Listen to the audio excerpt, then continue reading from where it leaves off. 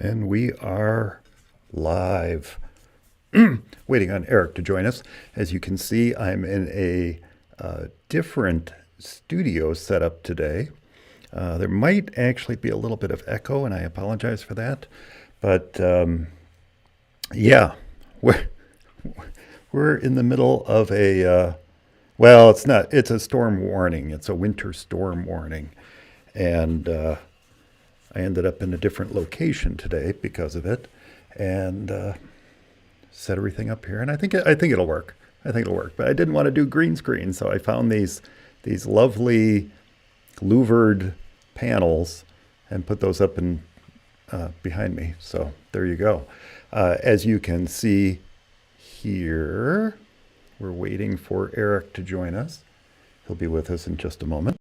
In fact, he is joining us right now. Right now. And I just realized I have to switch my output sound and make sure I'm going through the right. I think, yeah. No. You were, Okay. you did sound good until a moment ago, and then you cut off. Oh, did I? Am I good now? Yeah. Now you're good. Now you're back. Okay, good. It's always it's always an ordeal every single time. And Never I was changes. just explaining these lovely louvers behind me here. So Nice. no, not nice. I was I like I it. wasn't keen on doing green screen today, so there's a little green screen up there, but it's not lit up, so it doesn't really work. If I turn on green screen, Yeah. it doesn't really work Why well. not See? why not do green screen? Oh, you know what? I can't wait. Let's see. There, see, I can. Yeah. I guess it kind of works. I could turn Yeah, it on. see? That I could do bricks. There we go. There, I got yeah. bricks behind me. So we Yeah, have looks real nice. louvers and bricks. There we go. Louvers and bricks. You can't go wrong with louvers and bricks. Let's see. I think I What? can also do. Yeah, I can have a palm tree blowing in the background. See? What's this one? Totally nice. Oh! What is that? Oh, What the yeah. I think heck? that would get me dizzy after a while, but What the nice. heck is going on there? I don't know what that is. Okay, somebody's calling me. All right, hang on one second. Will do. I'll just keep playing with different backgrounds. Yeah, that doesn't work.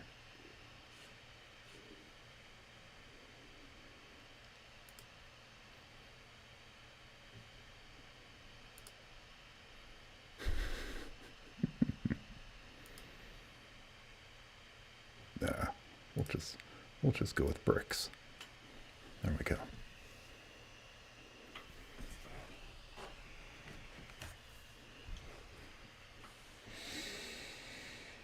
Okay. Okay. All right. Yes. The bricks are nice. I like Bricks are the nice. bricks. Bricks will work. Yes. Bricks and loopers. Bricks and louvers. I don't know. I'm kind of thinking about that palm tree. Just let that go in the The palm background. tree is nice too, actually. That's actually a little bit better. I do like the palm tree. I don't know. You can see up. Wait, up. All right. I don't like doing this backwards. Up there, you can see. See, it's Yeah. not Yeah. quite keyed out right. What Because happened? I Oh, because you put your finger there, I think, though. That's why I did that. well, it's Oh, also yeah. because yeah, I that's see part it. of it. But also Yeah. because I don't have the green screen lit up. That's why. Oh, okay. Okay. So there, Yeah. we'll just go with bricks. There we go. Just go with bricks. Yeah. Because it's, although the palm tree, I do like the palm trees. So that's kind of a nice look, too. It's a nice One thing I touch. did not expect moving to Texas was palm trees. There are Mm. a number of palm trees here and some big ones, although I guess there were more than up until a few years ago when they had that hard freeze, went through like week of really hard freeze. And I know that they had kind of a hard freeze this winter too, so it's killed off some small ones. So definitely, he's still playing with that. Still playing with that. Yeah, so you can see the brick problem. You can see the problem up there too. I wonder Yeah. why that is. Well, it's because I don't have the lights on to light up the I was green going to say you screen. don't have it Yeah. evenly lit. Yeah, Yeah, that's the big problem. it's not lit. So I can, I mean, I can adjust the fade level, see, like that. I can, so Yeah, I mean, it works. I can turn on, yeah, it's yeah, there you go. Let's see yeah. how far, yeah, That's great right. for. I gotta get right down to around 60 on the fade level, and then it's good. It's good for podcast work. It's good enough. Well, it's good for what we're doing anyway. There you go. Yeah. That's not quite as good, but there you go. No, that looks better though. That looks a lot better. Okay, so let me pop up. Okay. Ooh, yeah, our bandwidth statistics aren't looking too hot right now. Am I coming through bad or? No. Oh, I wonder if it was the switching scenes. There we go. Oh, that caused issues. Yeah. That all the playing with the background and everything might have been the problem. Yeah, it's settling Let in me now. see. There we go. So so that's the deal. This is kind of a makeshift location for recording for macOS only. I have used this for MacStock before, and I've used the green screen and everything for MacStock, but kind of a makeshift location, makeshift setup here. It is technically the Yeah. same microphone. It's just a different arm. It's not the arm I normally have on the desk. So I've already banged this thing twice while I was setting up here. And then instead of my pod track, what is it, P8 or whatever it is, instead of the pod track, I've got You got your my good old H6. handy Zoom H6 here. So yeah, so the Which audio might be a little bit different. No, the audio seems good. Audio seems fine. Seems Audio alright. seems fine. Okay. Um, does yeah, you were worried about it recording, not well, I can't remember what it was. When you use it as an audio interface. Yes, when you use the Zoom H6 as an audio interface, it will not, it won't record. You can't press record. You can only use it as an audio interface, which is the exact I mean, that's why the pod track is so great. Right. It's effectively a Zoom H6 on steroids. And, you can record. It's got auto, not ducking, but mix minus, auto mix minus on it. Which, yeah, it sure seems like the H6 has mix minus too on it. But anyway, yeah. That So and I realize if you're using it as an audio interface, well, that does seem kind of like a weird limitation on that. It does seem like a sort of odd oversight. I don't know why they left that out, or maybe it just it almost seems like it's something they could fix in software too, but maybe not. you would think now there's an all new Zoom H6 that's out now. I can't remember what it's called, Zoom H6 Super Duper or something like that. Yeah, And I don't know. I like this one. I always like the Zoom H6. It's Yeah. and it was fine when we were doing things like recording directly into Audacity or recording into what did we use? Skype. Recording Yeah. into Skype and letting call recorder record it. It was fine for that. Yeah. And it's fine for this because it's. See, now it looks like I'm spiking. It looks like I'm getting up. Like my levels are a little high. But I was playing around Audio? with it, and it seems like I did a couple test live streams just to see, and it seemed like I was at okay levels for the stream.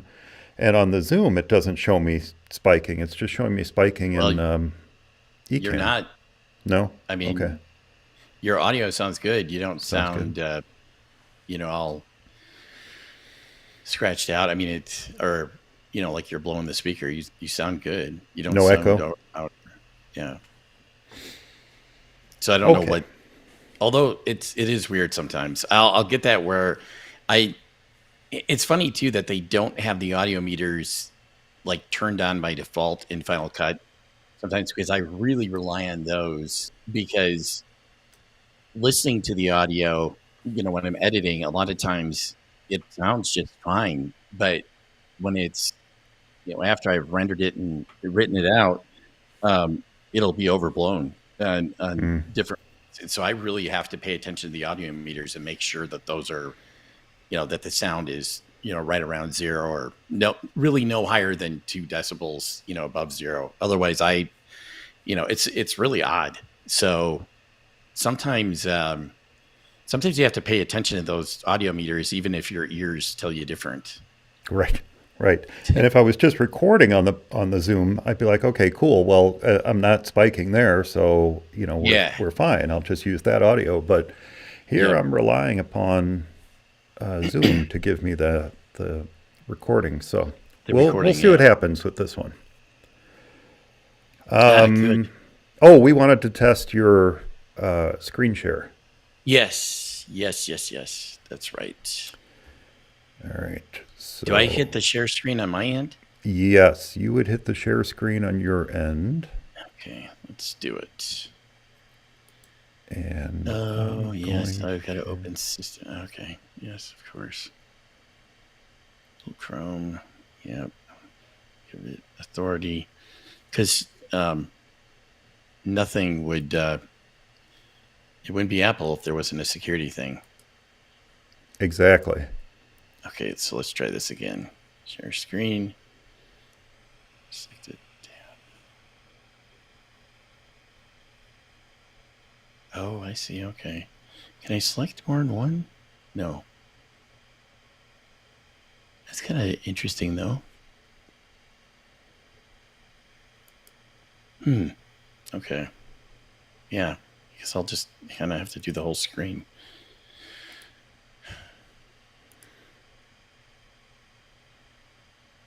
Okay, so it should be sharing.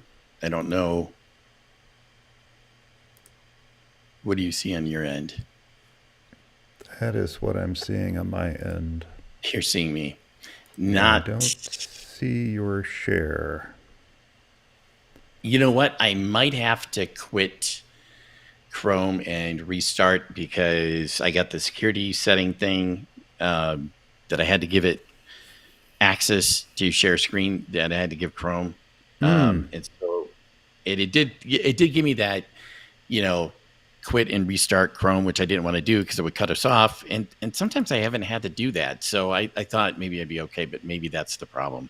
Okay. Maybe I need to. So I will hang up, quit, and restart. Okay.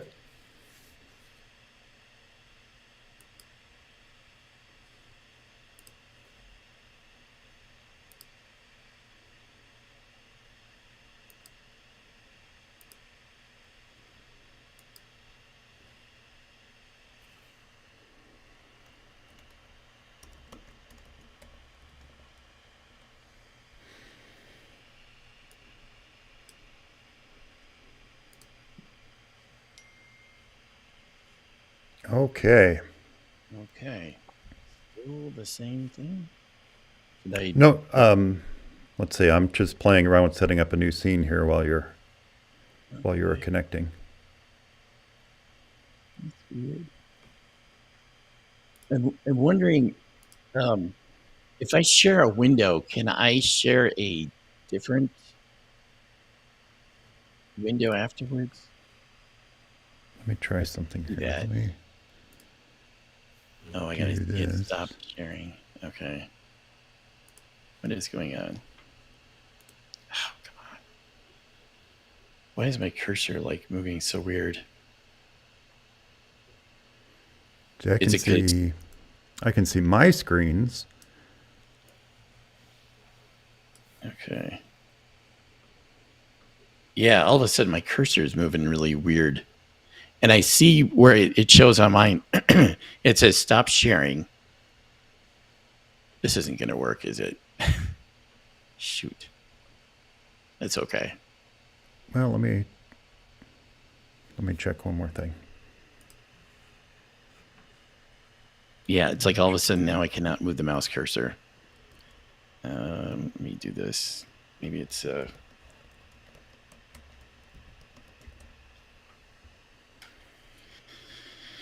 maybe if I plug in my trackpad.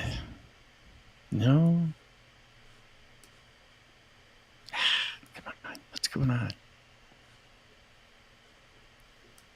All right, it does not. I've lost control. Are you still there? I'm still here. We're Okay. still seeing you. I can only see me. Yeah, Yeah, that's what I was gonna say. I can only see me. There you go. Okay. I cannot I've like lost control of my cursor.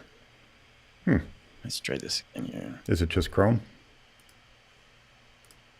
No, I've got I was sharing a window, just a single window, and it says guest spot live is sharing a window, and I can stop sharing except for I can't actually move the cursor around to actually get there. So even if I want to stop sharing, I can't. Okay. Shoot. Let's see. What if I try to do that?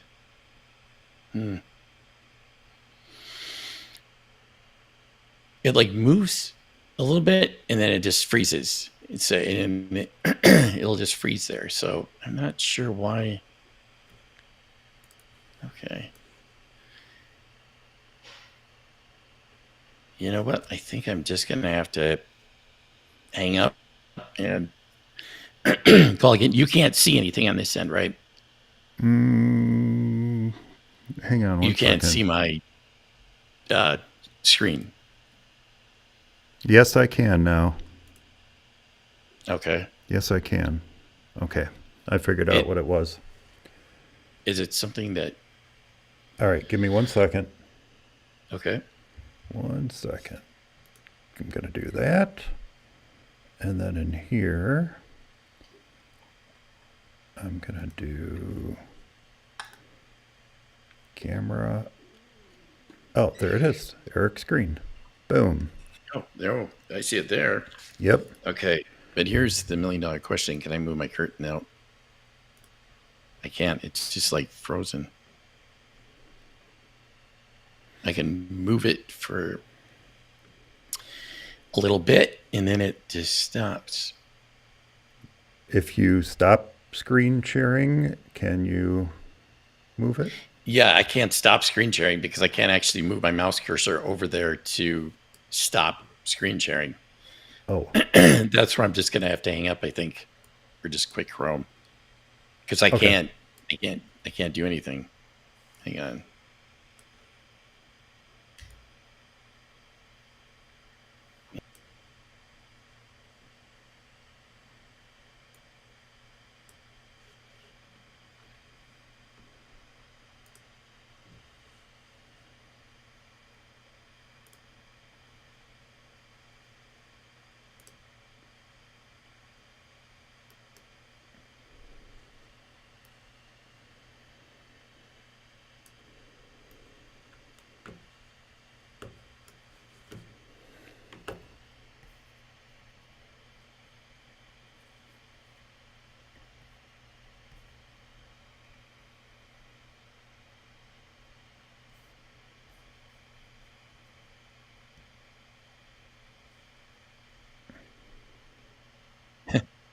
Okay.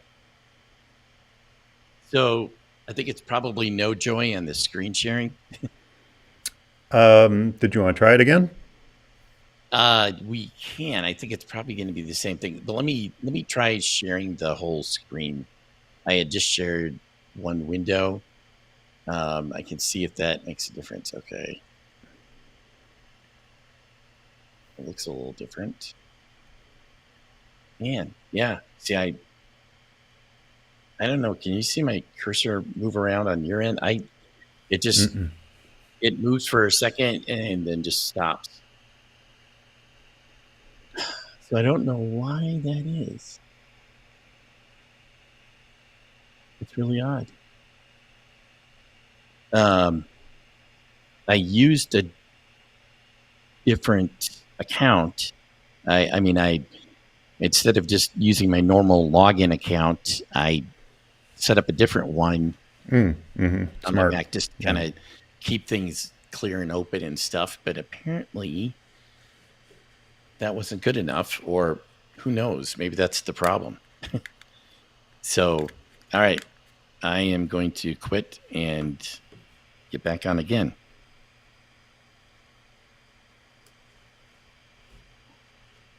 Yeah.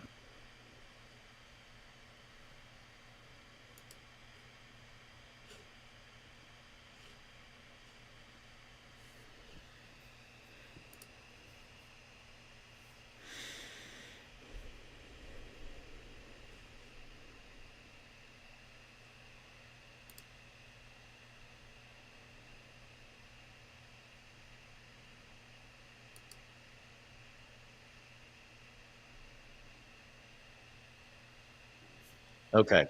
So enough of that.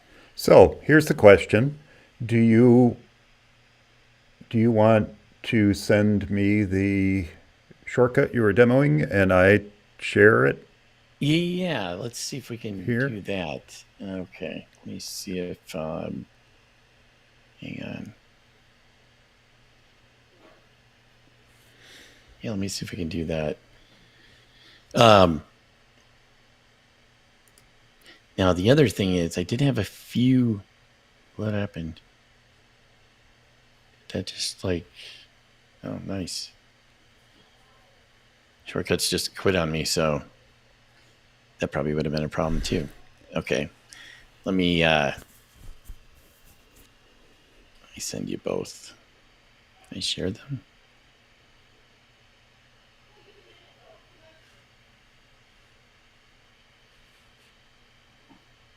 You can message it. Yeah.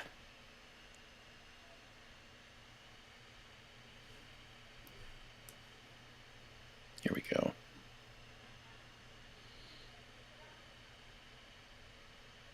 Yes, create a cloud link.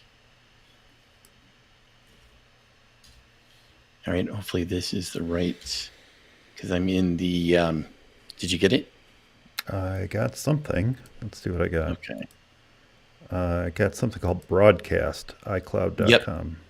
that's it. Okay. And now I'm going to send you the other one with more information. So one is just a plain shortcut. The other one is it's a shortcut too, but with comments and stuff. So, okay, send that.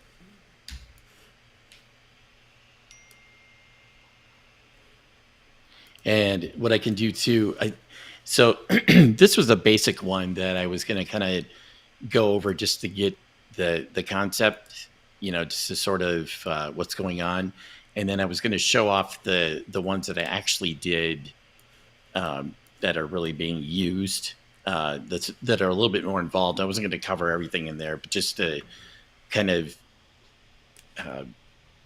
they have a little bit more extra stuff in there.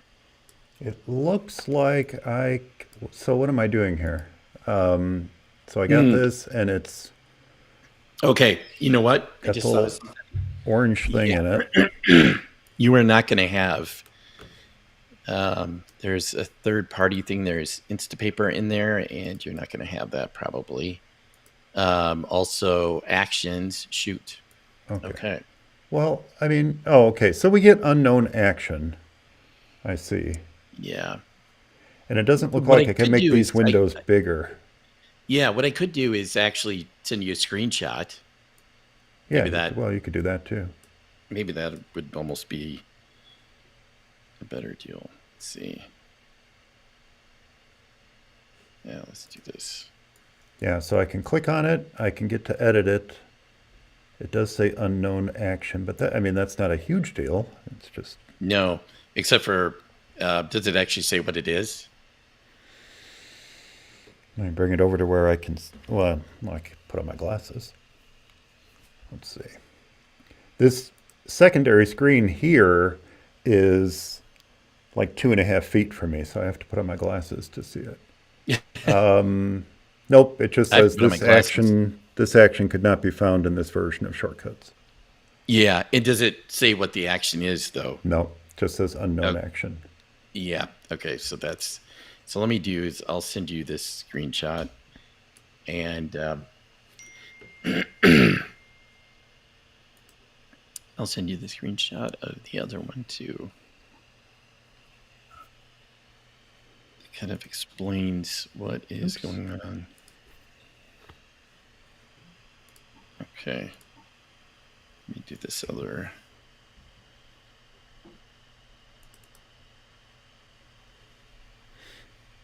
And so the first one is basically just the basic shortcut, and the second one is shortcut with some information.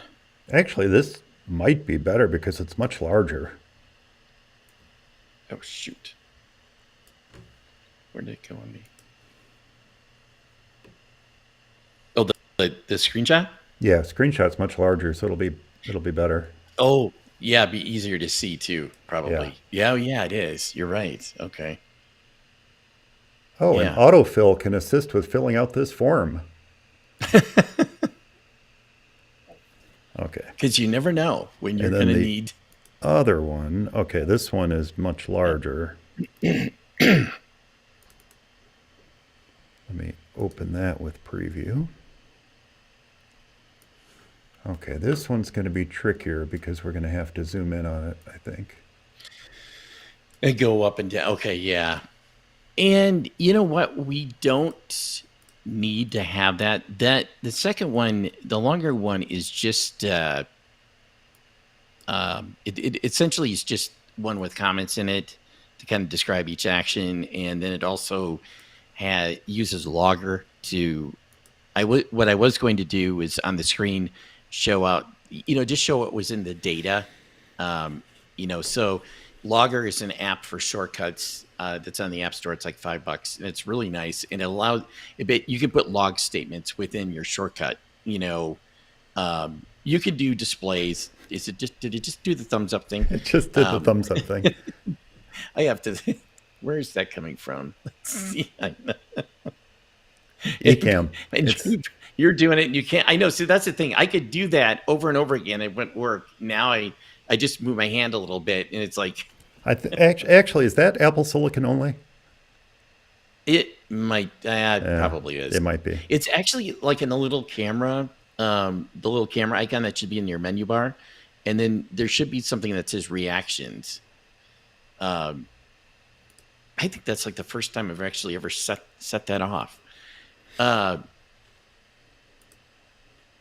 So what was? Oh yeah. So Logger is a nice way to kind of show your data without having to stop your shortcut in the middle of it and say show result or show alert and then display it that way. So shortcuts doesn't have any sort of debugger, either does Automator for that matter. So it's a nice way of kind of telling you what's in there. So it's good for information. It's also good for debugging and stuff like that. So and I thought I had a couple log statements in there just to kind of show the phone number, so people kind of had an idea of what was going on and where things were. But it's not necessary to show the second one. I think we just show the first one. This one. Okay, so let me do this. And let me do this. And then we'll cut it down a little bit on the top here, like that. We'll trim up a little on the bottom. We'll come over here. And we'll go like that. There. Yeah. There. Like so. That's everything, right? Yeah. Okay. Now we can duplicate that.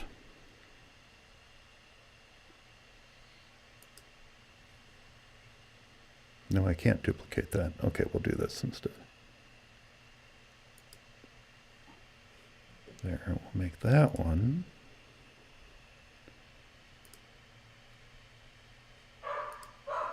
This. Our dog has not barked this much since.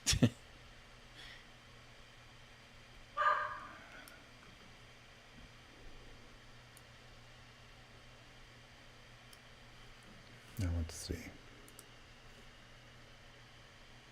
Okay, and I can scroll it, which is nice. Okay. Okay. So and again, then, it's not important if we go over that one too. So.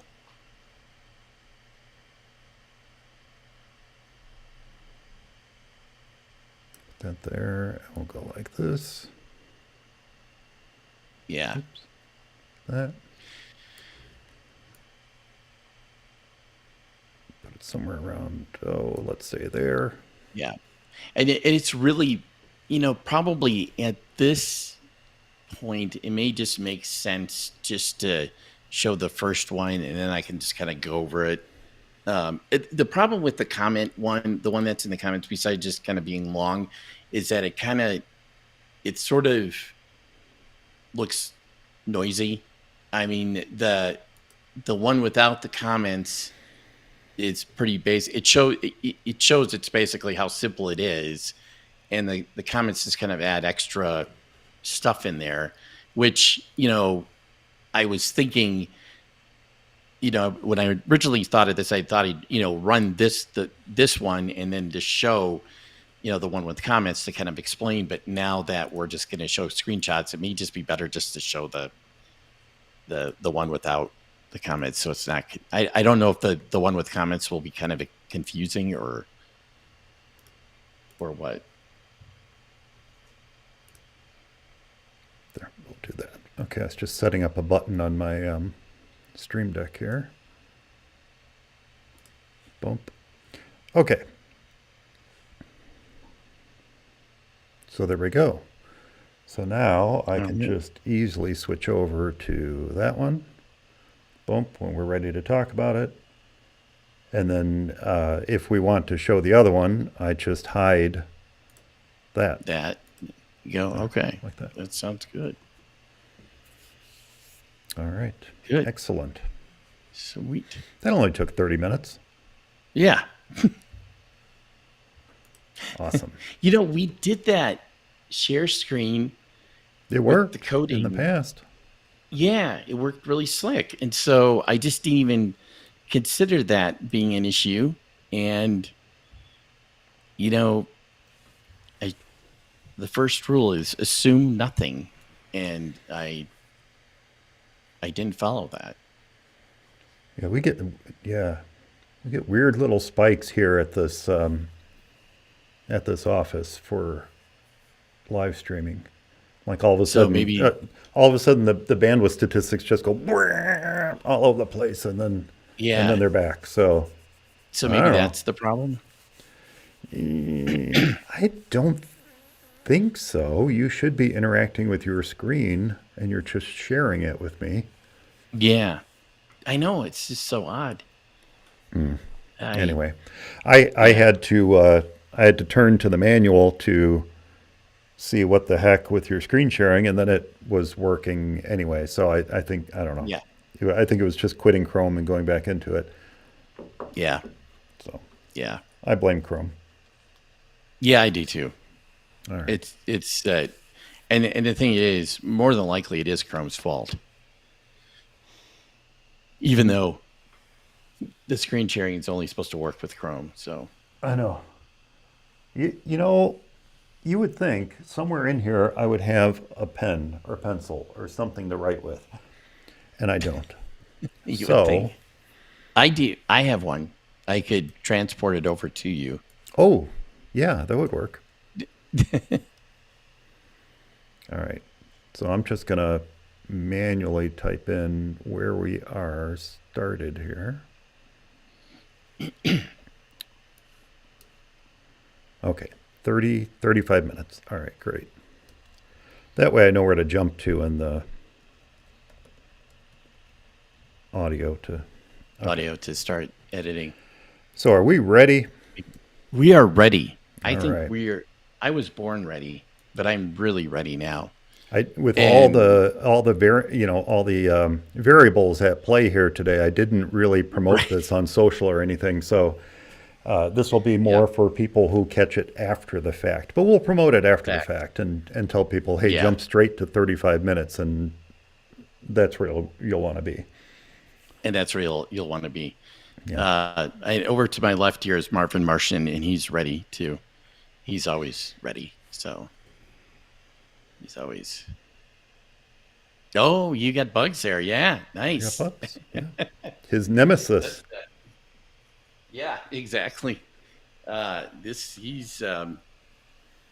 just stands there pretty much. He's always looking angry and important. I wish. Oh, so Martian is who's on my calendar this month. I have a Looney Tunes calendar for Really? 2024, and Oh, nice. he's on it. It's kind of a retro design kind of calendar, and Marvin. what it says Oh, underneath that's nice. him is it is not a skirt. It's, I know. I know. And then I wish I had another camera to show you, but over on the table by,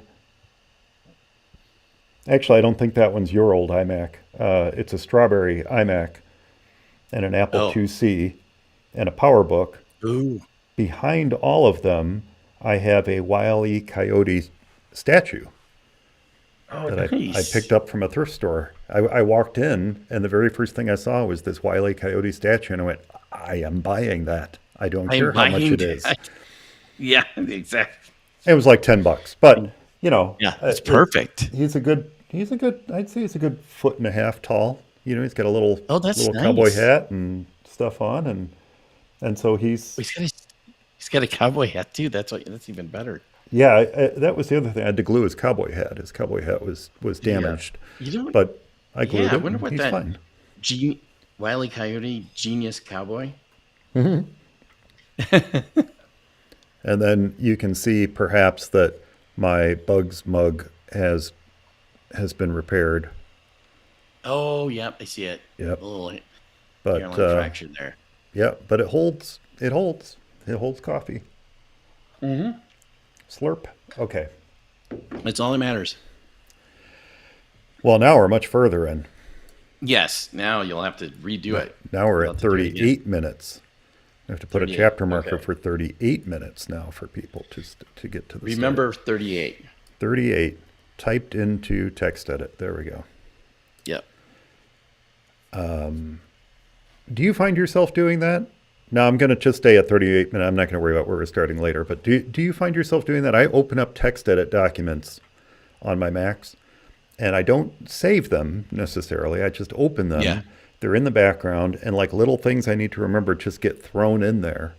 And then when I'm Yeah. done using it, I remove it. I remove it or get rid of it or discard it or whatever. Yes. I tend to use them I as little have scratch pads.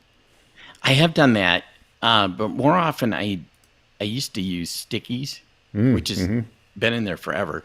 But then lately, well, by lately I mean probably the past couple of years, a year and a half, I've used an app called Tot, Oh, TOT, and that's kind of really what it's for too, just a scratch pad. And it's what's kind of weird is it's got like 7 or 8 different colors, so each pad is a different color, and then it fills it out. If it fills out the little circle, if you've written something in there, but that's it. So if you fill up all the tots or whatever you want to call it, pads, you have to like remove one and change it to something else. So you only get that much, which is kind of nice. It kind of keeps things simple. So I ended up using that. Quite a bit. But yes, you're exactly right. TextEdit is great for that. And the great thing is, be with, and I think this kind of happened when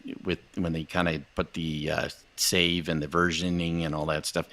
With the TextEdit, you can just quit it, and when you open it up again, the documents will be there. You never have to actually really save them. So you can just, in fact, you're not even really forced well, in my case, I have that thing turned on in the general preference pane. I think that's it, or whatever it's called now, settings pane. That says don't hit me up with saving something when I quit the application.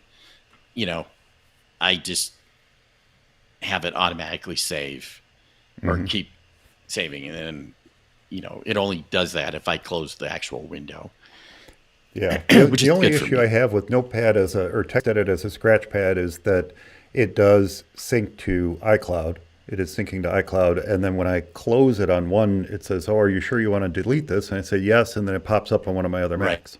Right. So that's the only issue with it. But I mean, actually, that's kind of convenient sometimes too. So So yeah. there you go. Yeah. All right, let's Yeah. get automating. Yeah. Here we go. In Let's do 3, it. 2, let's do it. 1.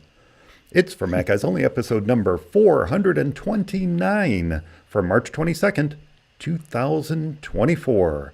Automate this. Hey everyone, welcome back to For Mac Eyes Only, the show for the Mac community, where we share our thoughts and opinions on current Mac news and events. And joining me to discuss non-manual Mac manipulation is my For Mac Eyes Only co-host, Eric Erickson. Hey Eric. Hey, Mike, way to use both. That's awesome. I was going to The sneak that in there non-manual Mac. one way or the other. Yeah. Non-manual Mac manipulation. That's I think that actually trumps our mythological our Mac mini tower. I was trying to think of what name we had there. Non-manual Mythological Mac. No, I don't know. mini. I don't know. Yeah, Someone something. Yeah. can do a search on our website and find it. Yeah. Now, remember, we do normally record for Mac Eyes Only live on YouTube the second and fourth Friday of the month. And if you would like to come hang out, ask questions, and be part of our live studio audience, be sure to subscribe to the show at youtube.com/FMEOTV. And if you are joining us live, I'll be keeping an eye on that chat room too. So if you have any questions or comments as we move along, be sure to let me know, and we'll try to address it here on the show. Eric, last week you gave us a little preview of what we were going to chat about this episode. And as you mentioned then, this harkens back to a few episodes that we did just about a year ago that began to ever so slowly allow us to dip our toes into the world of coding on the Mac. And while we do have plans to get back to that point again, you thought it might be a good idea to step back and start maybe a little bit more slowly, in the shallow end, as it were. Yeah. And maybe talk about some tools that exist right out of the box on every single Mac that ships from Apple. And that would be Automator and shortcuts. But maybe it would be better to start with kind of a general overview of automation on macOS and what it means to automate something. And even better, why would we want to do that? Yeah. Why would you want to do that? That's a really good question, actually. And I should say, obviously, automation's not synonymous with Mac. But I always felt that it was one of the superpowers of the Mac. Just because AppleScript itself has been around, part of the Mac since the days the classic Mac. I think since System 7, so really early '90s, and then when they switched to OS 10, I was really happy to see that they brought over AppleScript, and since then they've definitely really expanded on that. There's also JavaScript for automation, and then I think it was with, I want to say Tiger, but it might have actually. I think it was later than that. They came out with Automator, which was something that was much more easier to deal with than AppleScript, because AppleScript, although it's an easier language to do and to write in, it's made to be that way. It's still not as easy as it probably could be. I mean, it's Mm-hmm. I I would say it's not trivial all the time, and part of it is too. AppleScript itself doesn't have all of the, how do you say, the some of the stuff that a full-fledged general purpose language like Objective-C or Swift or even Java itself has. And so there's times where you have to actually, and it's nice that Apple does this, but it's something that has to borrow from Objective-C just to get some function or whatever to do. So, but that's getting a little bit carried away with AppleScript. But anyway, automation on the Mac, and why would you want to do that? Well, and I've heard it said this one, I forget who said it. One of the things people have said, programmers by nature are lazy, and so they don't want to do the same thing over again or more than once. And if you have to, then you probably could write a program or something like that to do it for you. But there's several reasons why you'd want to automate. But the basic reason is that you have some problem, you have some sort of workflow that you do multiple times a day, maybe multiple times a week, whatever, more than one occasion. And it would be nice to not to have to carry through and repeat those steps over and over again. And it may very well be something that you can automate, that you can use a tool to essentially do that for you. And that's where automation comes through. And the two, well, like I aforementioned, AppleScript, Automator, and Shortcuts being the latest iteration of Apple's automation tool. Now, there are other tools out there, and I will say, and this is not a plug for anything specifically, but I will say that one terrific automation tool is something called Keyboard Maestro, and it's an application for the Mac. And that is a terrific tool, and it's something that I have in my arsenal. And if it can't be automated with that, you probably can't do it. That is something that can kind of go the extra mile, and it has different functionality to get things done, to actually make it possible to automate things that aren't maybe really automatable, however you want to say it. One of the things that, whether it's AppleScript or whether it's Automator or Shortcuts, the application that you're trying to automate needs to support those tools, needs to have commands for AppleScript to actually execute, to do whatever it is you want to do. And that's easier to see even in Automator and Shortcuts. If there's not an Automator action or a shortcut action for that application to execute some functionality, you're not going to be able to do it using those things. Where with Keyboard Maestro, it can actually control the interface, and as well as do shell scripts and stuff like that, but it can control the interface itself. So you basically can program Keyboard Maestro to almost act like you're there moving the mouse cursor and manipulating windows and data and filling out things yourself to automate something. So, and it doesn't, the application doesn't have to really support it, and it doesn't even have to be a Mac native application written in Cocoa to do it. It could just be, some application written in Java. So it's something that is a really terrific application. It's made by Stairway Software, and I think it's like $36. So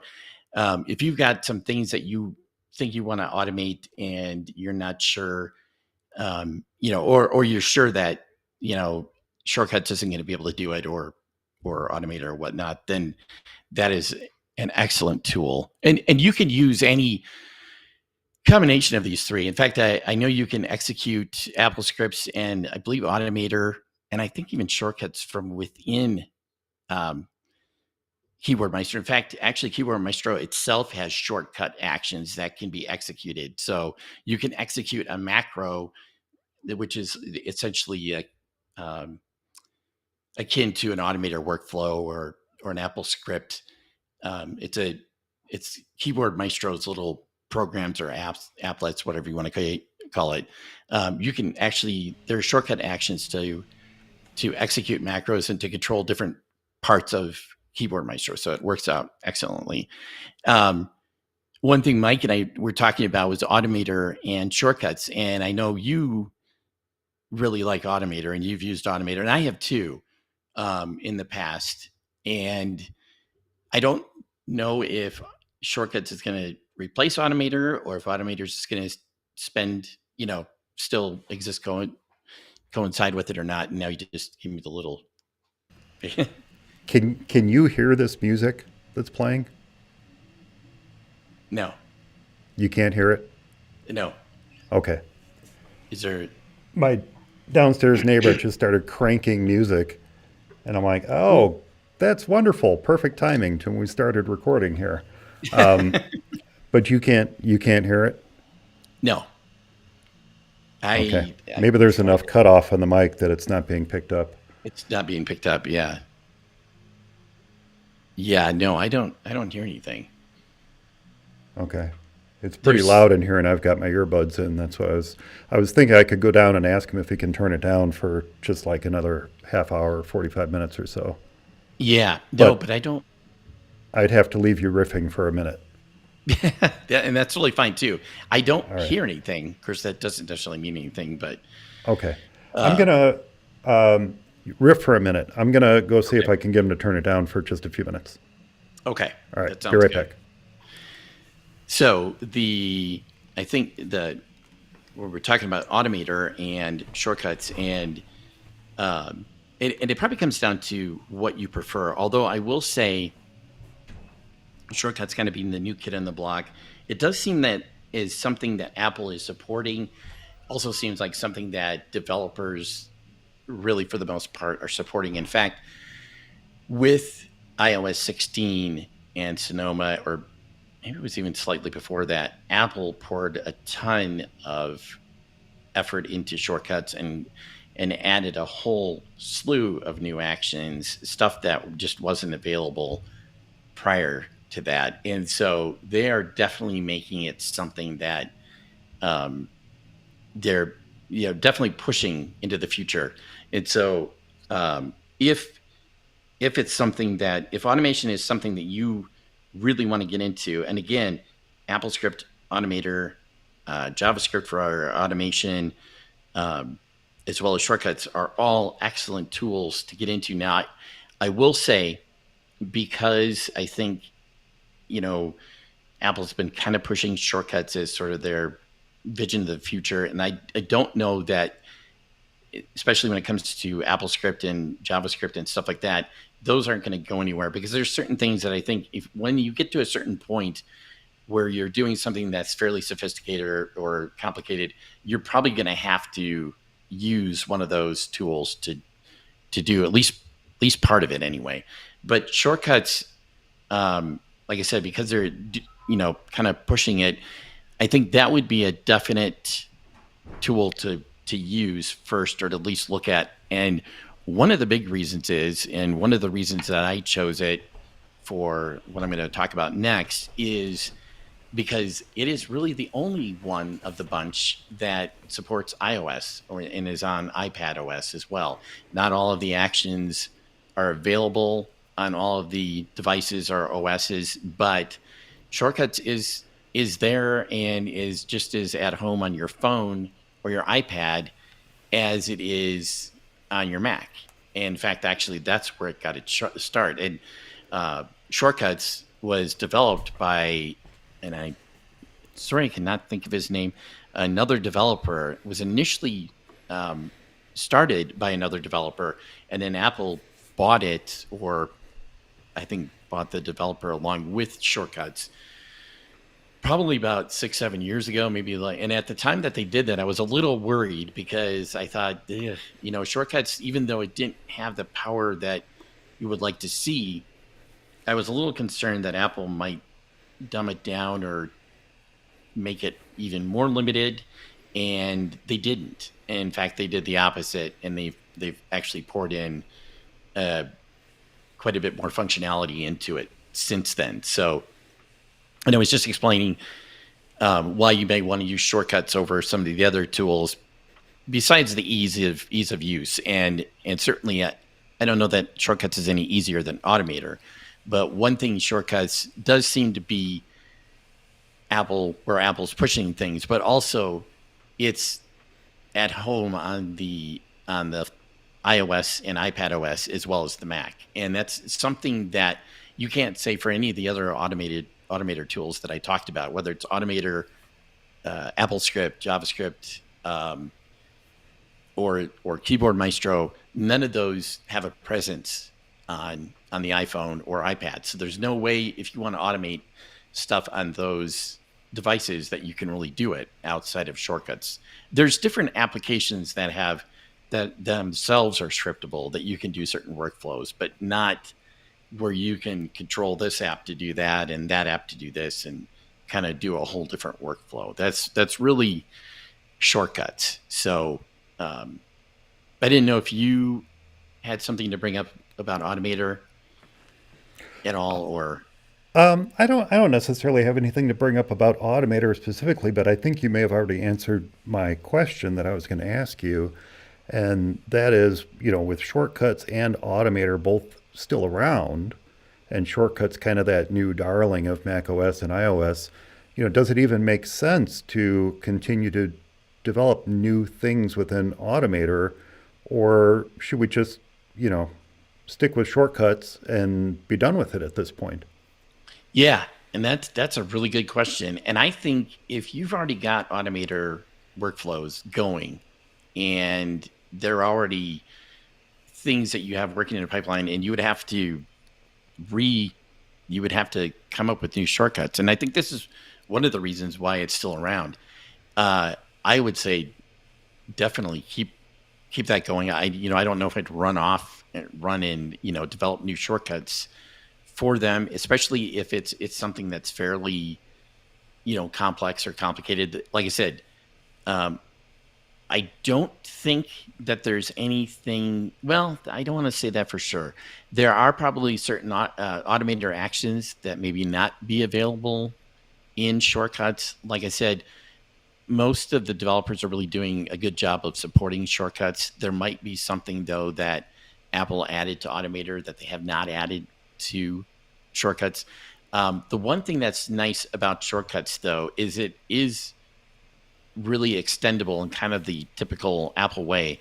And that is, Apple seems to extend apps by people creating other apps. Like Safari extensions are applications, and Right. or even Final Cut Pro plugins are applications. And that's the way shortcuts too. There are a number of third-party quote unquote plugins or extensions for shortcuts that are essentially applications. One of them is an application called Actions that you can download right from the App Store or GitHub, and it contains a whole plethora of actions that are just not built into shortcuts, and it makes shortcuts something that's usable, and it's free. And so Wow. there's all kinds of stuff that you can do using actions that is just it makes it almost like more of a full-fledged programming language. And Using Actions, the app that we're talking about. Actions the app, yeah. And Yeah. Actions the app doesn't have any user interface. It's like all the rest of these.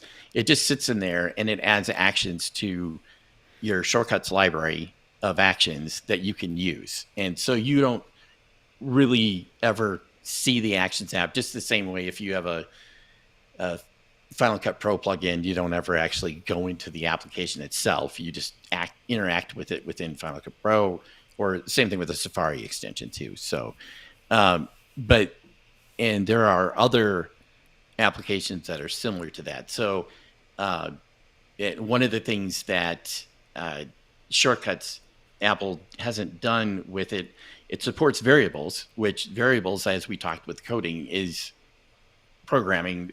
It's fundamental. Without variables, you wouldn't be able to program. You just wouldn't be able to you would have to hard code every single thing into the program, and the data couldn't change. So variables, it allows you to store data. In other words, you can store a cardboard box can store whatever inside it. It's just a cardboard box. If you Right. didn't have variables, it would be like, I not only have to get something new in that cardboard box, I have to get a new cardboard box. I have to have a new box for each thing that I want to store. It would be ridiculous. And so, but one of the things that most programming languages have is something called public variables or private variables or global or local. And Shortcuts has local variables, stuff Hmm. that is available to the shortcut itself when you're running it, but something that doesn't stick around after it's run or is available to other shortcuts. And Apple still hasn't made that available yet, and I thought they would by now. But a developer, and I think I don't know what his last name. I believe he's Swedish, although I don't want to say for sure.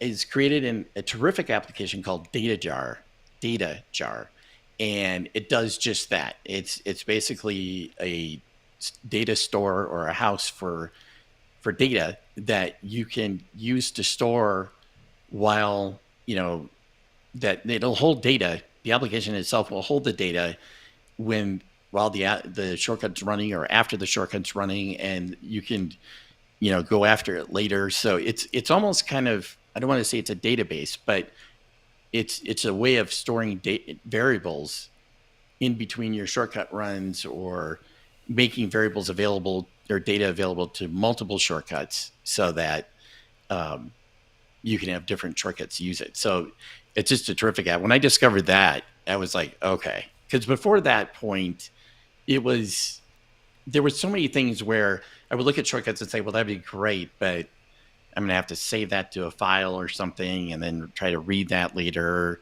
And it just was kind of a pain. And so Data Jar is taking that pain away. So, So data jar kind of gives you global variables yeah, within a single Mac. I presume these variables don't sync across Macs through like they iCloud, do. or they do? Yeah, it does. Wow. And so that is really slick too, actually. It does sync through iCloud, and so it is available on the Mac App Store or all the app stores actually. And so yeah, that's another thing. They just, when you first bring it up on a new Mac or device or whatever, you open it up and all of a sudden all your little variables or uh, your different things that you've stored in data jar will just start popping up. And it stores all the different data types like text, numbers, I think like files, images, stuff like that. So, and Wow. then dictionaries, which are kind of like the JSON or XML, data that has, I should say, like key value pairs, where you want to store something that has, let's say you want to store a person's name and their contact information, or so I want to have Mike Potter and your phone number or whatever. That's where a dictionary would come in. So it's almost like a little mini database, almost like a little hierarchical database. You mentioned a few moments ago, just to go back for a second here, the developer's ability to uh, enhance the functionality of shortcuts through their own programs. So you mentioned actions and you mentioned Yep. data jar. That's something that's kind of been in Automator in the Yeah. past. So, for example, many of the Automator scripts that I've written depend upon Pixelmator. And I Right. don't mean Pixelmator Pro, I mean the original Pixelmator, Pixelmator. Yeah. because it had functionality that has not been quite reproduced as well as Pixelmator Pro when it comes to Automator actions. And so on all my Macs where I want to run these Automator workflows, I have to make sure I have a copy of Pixelmator installed. Yeah. Now, Yeah. And is that the case with shortcuts as well? I mean, obviously you would need to have actions installed, you would need to have data jar installed, but if there's functionality added to shortcuts that allow you to do things like, for example, resize an image or scale an image or convert an image to a different file format or what have you, and you happen to be using Pixelmator Pro functionality to do that, Pixelmator Pro obviously needs to be installed. Right. Yes. Correct. Yeah. So a couple of things. It's sort of again, it's shortcuts, whether it's Automator, or whether it's AppleScript. And I kind of mentioned this earlier. The application itself has to, if you're trying to do something or make an application do something, and shortcuts may, I think it may actually have some generic, resizing and stuff like that. But if you're trying to, well, let's say you want to use Pixelmator Pro's super resolution. It's ML enhanced, whatever. The Pixelmator Pro needs to have, the developer needs to have created a Automator action or a shortcuts action that does that uses that, allows you to use that tool within a shortcut to, let's say, increase the image size and use their ML and whatever, I'm trying to think of the name of it, but I think it's called ML enhanced, like machine language enhanced. Yeah. And if it doesn't, you can't do it. So that's where I was saying before, if it's not available to AppleScript, or it's not available to shortcuts or Automator as a shortcut or Automator action, you just simply can't do that. The developer has to support it. So in whatever application you're trying to automate, that particular application needs to have support for, shortcuts or Automator or whatever. And that's where I was saying before, like with Keyboard Maestro, those aren't the case. Developers don't write their, actions for Keyboard Maestro. Keyboard Maestro is you would be able to do that sort of thing in Pixelmator Pro by having Keyboard Maestro launch Pixelmator Pro, select that from the menu, and then choose that and then fill it out. You literally can use Keyboard Maestro to do things as if you were sitting right there with the mouse and keyboard, pulling things and selecting things. And so even to the point where I'll use it to like OCR the text on the screen and say, if I see this text, do this. If it's not that, then do this, And so that's something that you can't do within shortcuts. And you could kind of say, well, that's almost kind of brute force and not really pretty. But hey, it's the difference between, doing something or not doing something. And if you've got 50 images you want to, that come in a day or whatever, that you want to, let's say, enhance or resize, and you love the way Pixelmator does it, that might be your only option. So, right. So yeah, exactly. It needs the application itself needs to support and have actions for shortcuts or Automator, whatever, in order to do the thing that you want to do. The thing you want to do. Now, I've noticed, and this is probably because of Automator's aging out effectively. Ever since shortcuts has been introduced, I agree with you. Automator's been kept around because there are so many Automator workflows out there that depend upon it being there. Right. I assume at some point Apple's going to cut it off and just say, hey, with this version, macOS 16 or 17 or whatever it is, Automator is no longer going to be a thing. Make sure you convert to shortcuts where you can so that you're ready for it. But I've noticed more and more that Automator workflows I've written years ago and have depended upon have kind of stopped working. That even though they depend upon just basic macOS functionality, in other words, maybe I'm making a call out to preview, or I'm making a call out to TextEdit or something like that, or the Finder. It seems as if more Automator workflows that I've created are breaking, while some continue to work. So it's kind of it's kind of become a mixed bag for me in terms of functionality. It used to be very dependable. Yeah.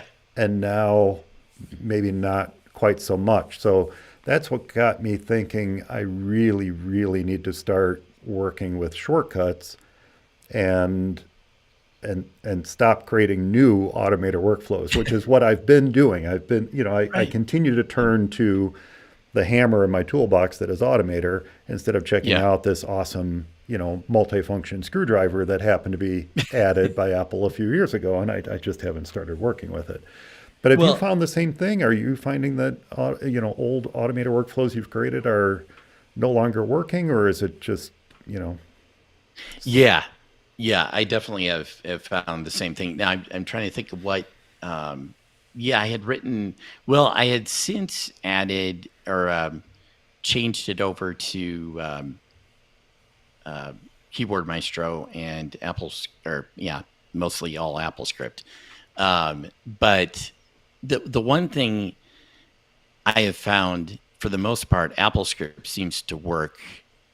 No matter they AppleScript doesn't seem to break too much. But Automator, yeah, I have run into those issues where, for whatever reason, it's worked and then it hasn't. Now, the the other thing I will say with shortcuts, and again, it's still fairly nascent, and Hmm. especially I think it was with this last update, iOS 16, and um, or maybe it was iOS 15 and Sonoma, but it it had um, they had added a whole slew of new actions, and it was really great, except for there was a lot of bugs in there, and they fleshed out a lot of bugs, but you could, I don't want to say use at your own risk, but it's still there's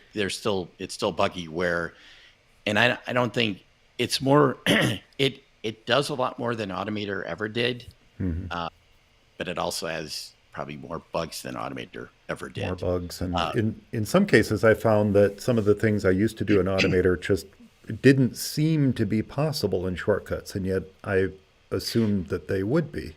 well, and that's a big thing, because that's just it. And I was going to say that that's a really good reason to keep using Automator, and it really wasn't until fairly recently, just because shortcuts didn't support that, and it did take him. I was a little concerned that you know they weren't going to maybe do that much with shortcuts, or they kind of stalled out until this last, like I said, this last OS update and what they've added to it. So I think they're definitely making Apple's, certainly making an effort to make this work. So Mm.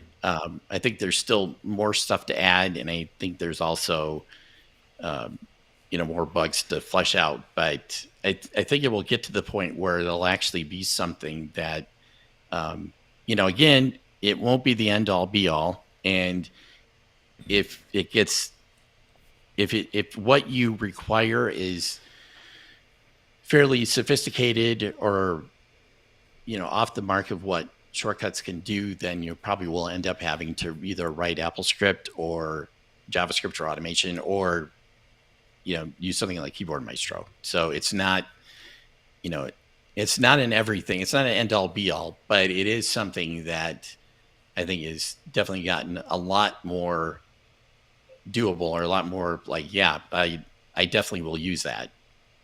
So we've got Automator that's been around for a while. We've got shortcuts. AppleScript has been around forever. In fact, you Eons. can even integrate AppleScript into Automator workflows, and I believe you can integrate it into shortcuts as well, right? Yeah. Yep. Yes, you can. Yep. I wasn't familiar with the other one you mentioned, JavaScript for apps. Is that Automation. automation? Is that Yep. something built into macOS? Yes. Yep. That is something that Apple added, and I don't want to say that, but that has been in there for a while. It's been in there for a Um, while.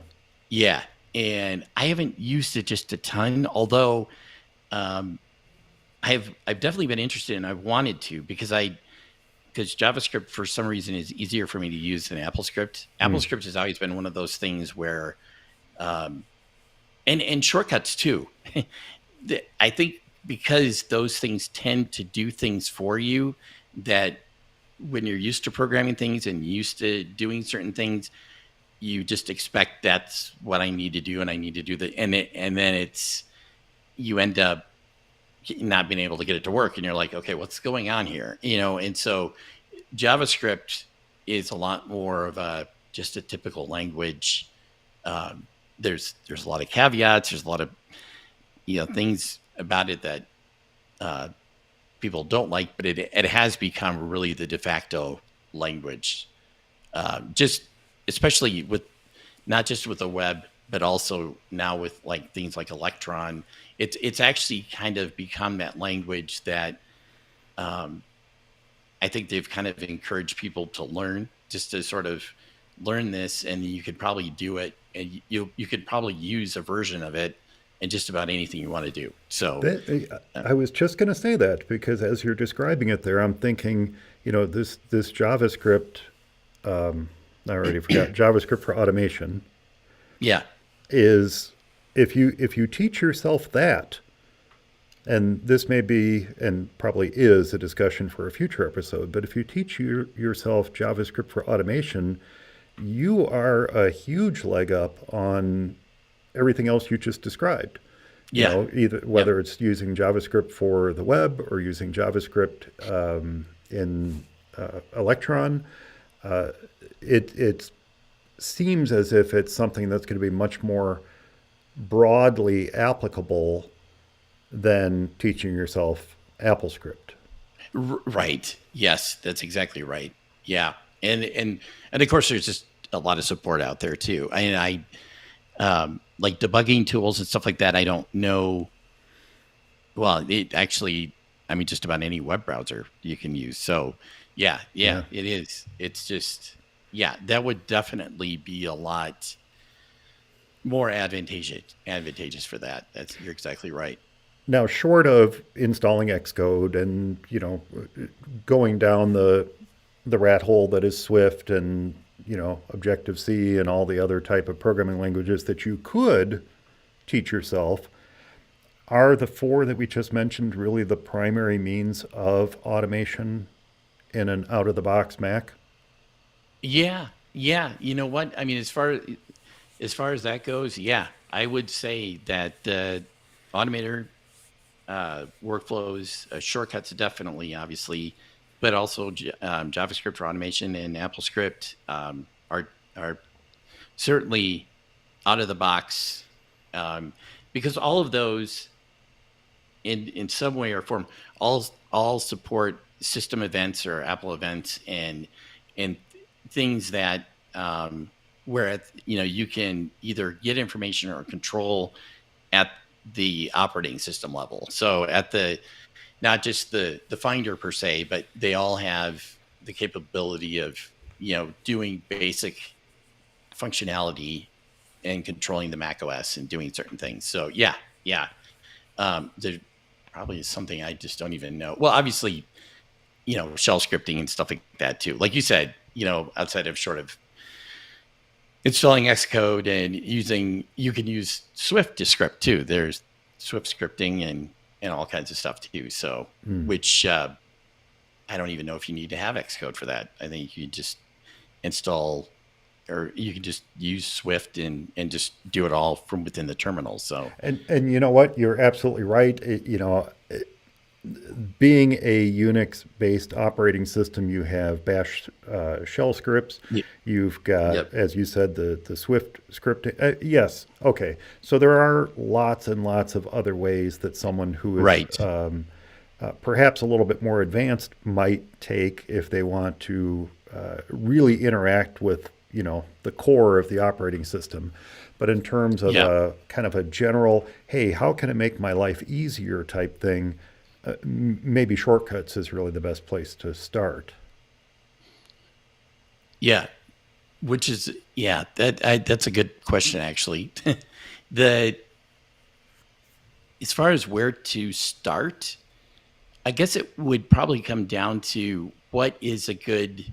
I mean, what do you need to do, and what is it that you're trying to accomplish, and then where do you probably feel the most comfortable with as far Hmm. as you know um, as far as using. But I would still say, probably shortcuts is just a really good. It's a really good place to look at or start, just because it is fairly simple. The way that they've done the application itself, it's simple to use, and it is, like I said before, it is available on just about every device. Not every action is available on every device, but it is something that you can do on your phone as well as you can do on your Mac, and That's a you good point. can. It's in fact, it syncs up so well that, I mean, you could start it on your Mac and finish it on your phone. You can, depending upon what you're trying to do. But it is pretty incredible like that. So it actually started its life out on iOS and then moved to the Mac. So I guess that probably says something too as far as Apple's intentions. That's true. That's true. I forgot about that. It did start on iOS first, didn't it? Yeah. Okay, so we're throwing around the word automate a lot. I'm throwing around the word automate a lot. Obviously, I'm using that in a generic sense. I'm not really talking about automator when I say automate. But okay, so let's say we are just looking for a way to get started with making our lives easier, right? There's Yeah. something I want to do, and I know you had an example in mind that a real life example in mind that you wanted to share, but and I apologize. Did you already share that? No, no, I did Okay, not. all right, I good. did Then not. I'll Yeah. keep asking my question then. Yeah. I had to step out and smash someone's speaker with a baseball bat. I'm kidding. I'm kidding. I did Yeah. not do that. I did not do that. Okay, so if we're looking for a way to get started with making our lives easier, where do we get started? I mean, you said you had an example you wanted to share. Maybe we should start with that. But then maybe we can jump into an example of something that we can all automate that, you know, might help us feel a little bit more comfortable with creating shortcuts. Right, right. That's a good point, actually. And the one thing with shortcuts, there's Apple makes it available, and they have like a gallery of shortcuts and starter shortcuts and shortcuts that other people have written. So there, if you have a need to automate something, um, there's quite a good possibility that somebody's already done it, and so. Um, and there's all kinds of stuff that they've automated that I never even thought of. Or there's also a number of things where I kind of feel like that sort of just overlaps with something else they can already do. But it really depends upon, I mean, people, there are shortcuts out there to give somebody an ETA of when you'll be home, or I was just trying to think of the different, I mean, there's literally hundreds of shortcuts. But depending upon the application that you're trying to automate or trying to, um, you know, do, there's like I said, there's probably a shortcut for it. Um, and I wrote a shortcut. So somehow I end up with all these screenshots in my photos library. And one of the things that drives me nuts is that the photos library, instead of just being pictures that I want to see, that I went and took, I'm not saying that I didn't take things on purpose, but that uh, these are different pictures from different events, like an iPhoto used to be. And I took these pictures and now I want to save them, or I want to do something with them. Photos just ends up being kind of junked up with all kinds of pictures, including screenshots that I took Right. that uh, either I took accidentally or I did take for a reason, and now they're in there. And so I created this shortcut called, and this is maybe one idea of what would you do, um, called screenshot. Actually, it's screen sh, another word, but and I use that particular shortcut to weed it. What it does is it goes through and it brings up it at first it kind of does like a little loop, and it goes through and it'll say, so how many shortcuts do you want to look at or do, or or delete or whatever. But it goes through and it brings up each screenshot that I've taken, from the latest back to whenever, and it displays it. And then it gives you the option. And I have either like delete, skip, move it to somewhere else, or just stop doing this altogether. Just quit this shortcut. So, and I gave that to my wife, and it works good for her too. And it's not something that you can't just go into Photos itself and just select through and whatever. But this makes it easy to find the screenshot, and it's kind of satisfying just to kind of go through and say, "Yep, delete, delete, delete," Zap them all. and yeah, exactly. And there are different screenshots or things that I found where I'm like, no, I do want to keep that around. I just don't want it in my photo library. So I use the move to somewhere else. So it'll open the Files app, and I can save it to Dropbox or someplace, in iCloud Drive, whatever. Or there's other screenshots, for example, that I don't want to delete yet. And so I'll have skip. So it's kind of a way of just, it's an easy, quick shortcut that allows me to go through all my screenshots and do with them what I want to.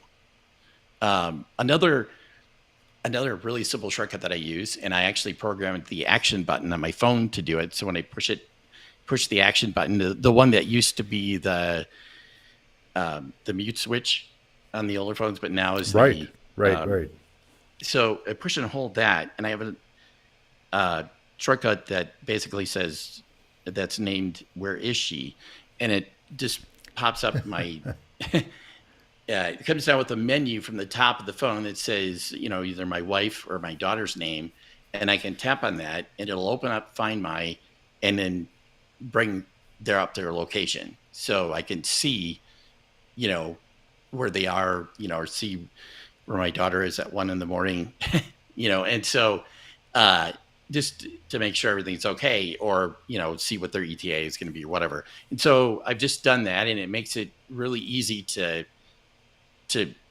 bring it up and do that.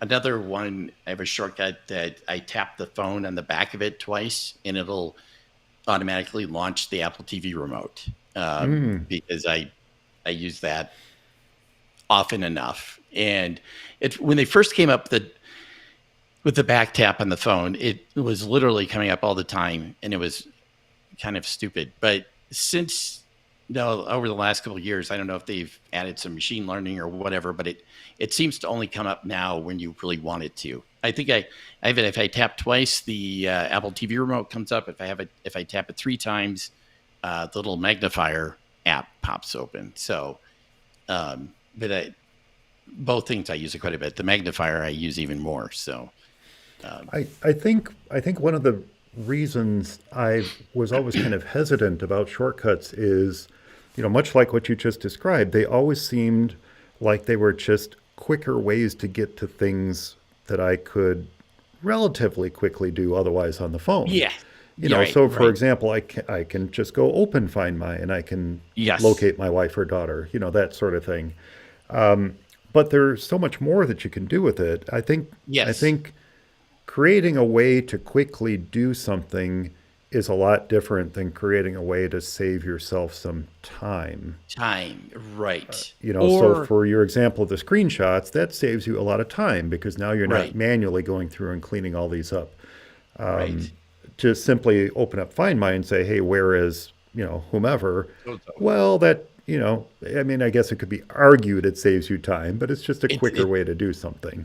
it's a quicker way to do something. Yeah, like you said, um, it's something. Yeah, exactly. Whether it's a complicated shortcut that carries out some workflow that not only saves you time but saves you work, or is maybe a shortcut to do something that's not really possible. Or, I guess in a way they're always automating and always making something to save you time and work, but you can also look at it as like a little mini program to do something Mm. that especially the example that I had um, for my shortcut that I was going to talk about. It's something that isn't really possible. You can do it, but it would be really tedious and get pretty tedious pretty quick if you had to do it manually. Well, let's talk about that. That's something that you had prepared and wanted to demo. Yeah. Now, real quick for folks who are listening to the audio version of the show, this will be available on YouTube, and you're going to be jumping to about 1 hour and 30 minutes into the YouTube video to get to this point. So I just wanted to mention that if you want to actually see the example on screen, we're going to do our best to describe it to you. But if you want Right. to actually see the example, jump to approximately 1 hour and 30 minutes into the YouTube video, and you'll be able to see it there on screen. And I think, Eric, you also mentioned the possibility of making these available, or was it this one you wanted to make available as a download? Yeah. Or even, yeah, the other ones too. That, yeah. But yeah, definitely this Yeah. one. And So people can we'll expand on it. we'll put a link to this demo in the show notes so that you can download it and run it on your own Mac. So Yeah. let's do that. Let's wrap things up by uh, describing what the problem you're trying to solve here with this shortcut, and then we'll switch over to the screen, and you can kind of step us through, you know, the blocks, if you will, that you've added to enable this shortcut to work on your Mac. Yeah. That sounds great. So this came up because I had a family member with some health issues, and they wanted to be able to tell other friends and families and give them friends and family members to give them updates on their health status and what was going on. And this person didn't want to necessarily do a group text because, as with anybody, you end up having having quite a few number of people that you want to tell, and not everybody knows everybody, Hmm. and you sort of think, well, I don't know if I want to include this person and have all have everybody see everybody, and what's the what's the best thing to do for that. So, and this is definitely something you could do using email and using the blind copy feature. This definitely falls right into that purview. But there is something that's maybe a little bit more personal with texting and easier to do as well.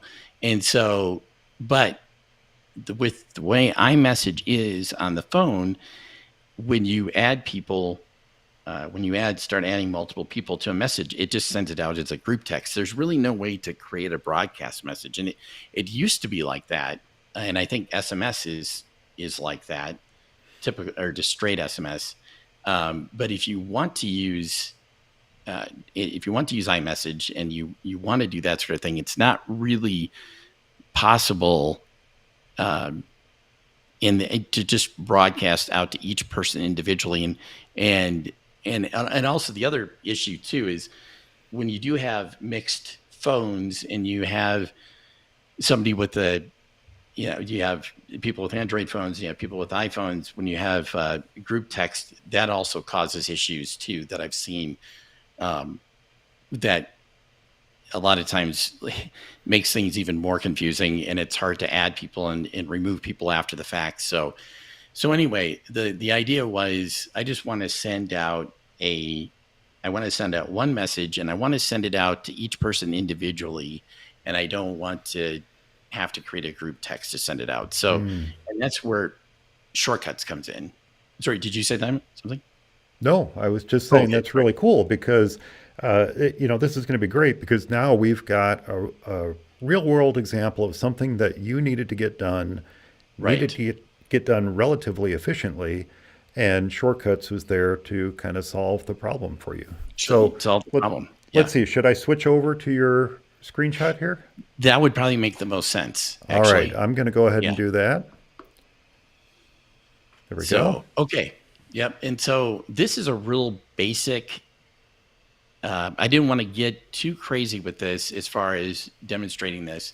So this does exactly kind of what I talked about it. Now, initially, I think when I did this, I was trying to make it so we could share the screen and kind of go over it that way. But we were having trouble with that. So this just being a screenshot. So some of these actions that are in here, I might have did a little bit differently. And I think for the sharing one, I'll probably take some stuff out just to make it easier for people to run on their own. But essentially, this shortcut has a couple of repeats in it, and the repeat is just a way that you do loops within shortcuts. And unfortunately, or fortunately, I don't know, shortcuts only has two variants of the repeat. And so most languages you can do a loop where you could repeat the code or the actions in between inside the loop over and over again until a certain condition's met, or while a certain condition is true, or whatnot.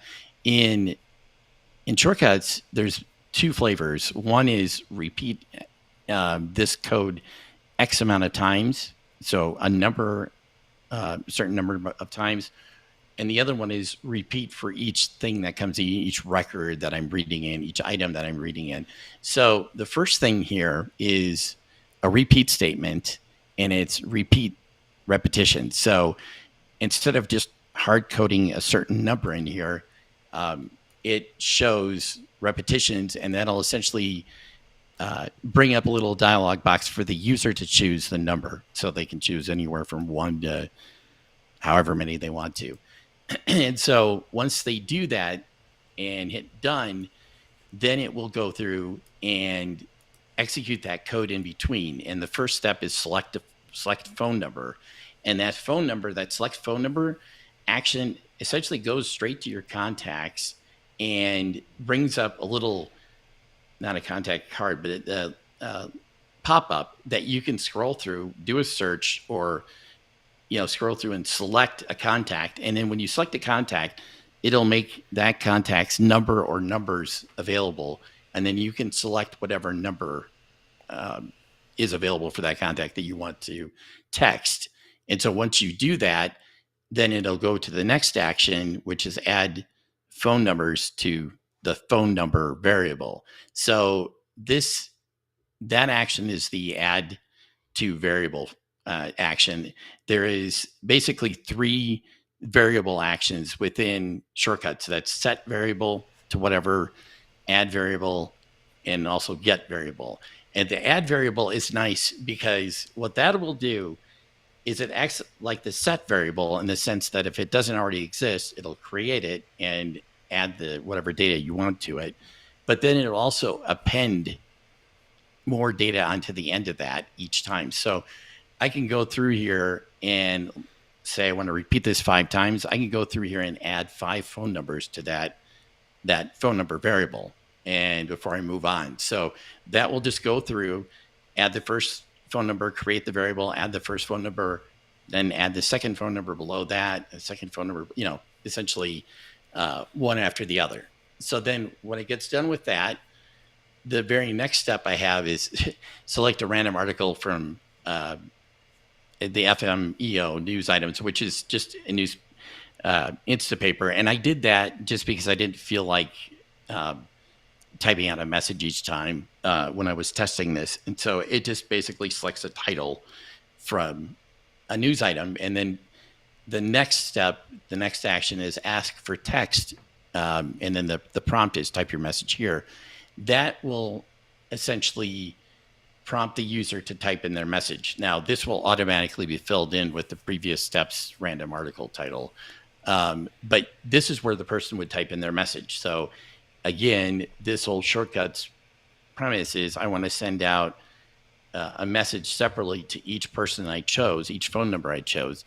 So this is where you type in your message once, the one and only time. And then when you hit done, it goes on to the next step. So, and the next step in this case is remove duplicates from phone numbers. So let's say you chose several different phone numbers. Maybe you forgot, did I choose this? Did I not? So you choose the same phone number twice. Well, what'll happen there is that person would end up getting more than one message. They'll get duplicate messages. So this remove duplicates from phone number, it does exactly that. If there's any duplicate phone numbers within that phone number variable, it will strip them out. And this action is provided by a third-party app called Actions, and it's made by Sindri Soros, and I'm probably messed up his name. But it's a terrific app. It's free that you can download on the App Store and also get from GitHub. And it provides just a huge number of actions. I don't even want to guess on how many. It's got to be 80 or better. So just all sorts of actions that you might typically need that are either utility type actions like getting the Unix time for the current time or date, to creating a hash, just stuff that you would need as a programmer, or just stuff that you might need in shortcuts that shortcuts doesn't provide, that Apple doesn't provide within shortcuts. One of the things being, I want to remove duplicates. I've got this data set and I might have duplicates in there, and I want to get rid of them. I just want unique phone numbers in this case. So that's what that will do. So like I said, that's a third party action from an application called Actions that you can download and get. And again, it's free. So after I stripped off the duplicates, then there's just a simple repeat step. And this is different from the repeat above. And this just says repeat with each item in duplicated list. So, and this is where shortcuts, I think, really excels too. So in this case, I'm just saying repeat with each item in the deduplicated list. So the ones where I've stripped it down.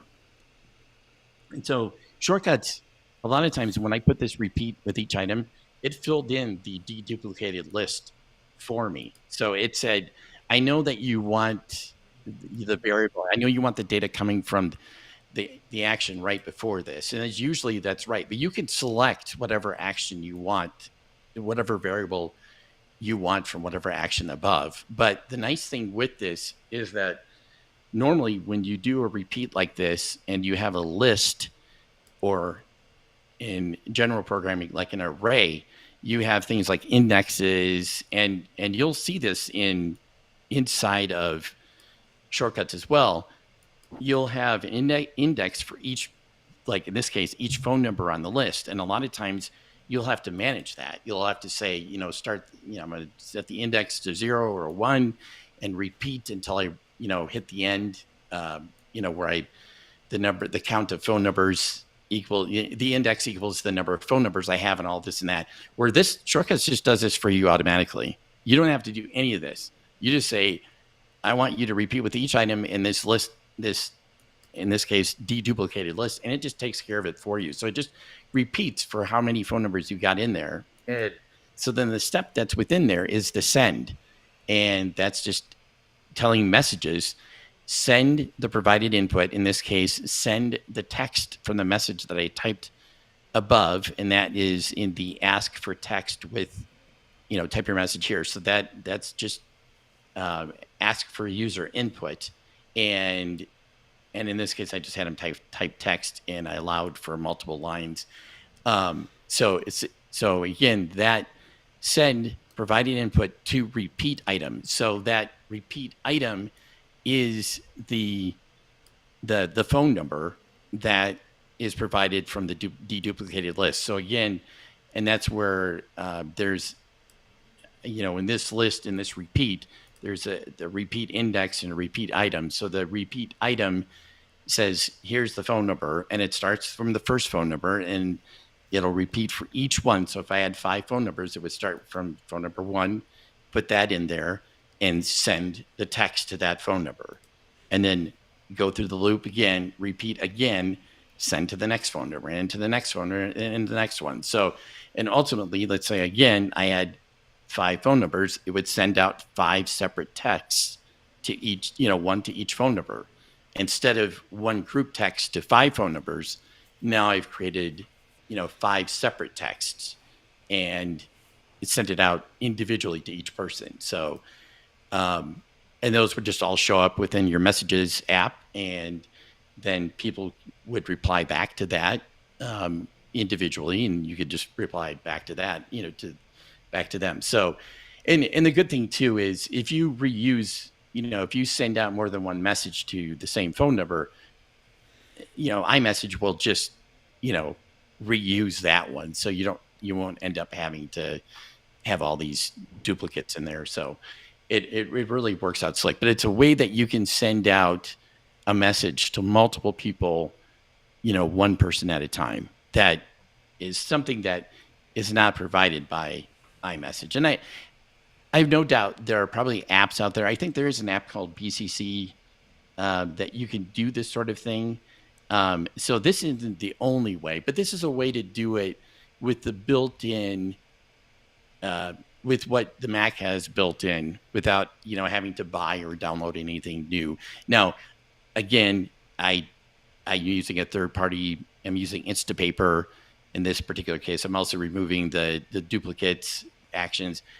You don't need either of those things. You can do this just straight without, but it's a way to accomplish this particular